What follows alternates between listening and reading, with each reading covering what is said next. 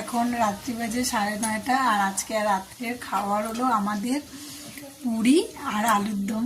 দারুণ একটা খাবার, অনেকদিন থেকে খেতে ইচ্ছে হয়েছিল, কিন্তু শুক্রবারে খুঁজছিলাম যাতে নিরামিষের দিন খেতে পারি, না হলে শুক্রবারে কি খাবো চিন্তায় পড়ে যাই।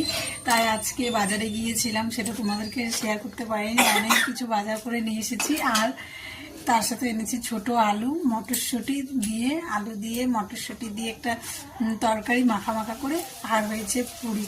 এই যে এখানে আছে বেগুন ভাজা, এই যে আলুর দম দারুণ ধনেপাতা মটরশুঁটি দিয়ে করেছে, আর এই যে এখানে পুরি রাত্রের খাবার। আর আমার ছেলে যেহেতু আলুর দম খাবে না একটু ঝাল বলে, তাই ওর জন্য একটু বেগুন ভেজেছি, বেশি ভাজিনি, 4 পিস ভেজেছি, ও খাবে। আর আমরা আলুর দম দিয়ে খাবো, দারুণ টেস্টি একটা খাবার। কখন খাবো এটা ভাবছি, মানে জিভে জল চলে এসেছিল। চলো খাওয়া যাক, ফুলকো ফুলকো লুচি তার সাথে আলুর দম, দারুণ একটা খাবার। চলো খেয়ে নিই আগে।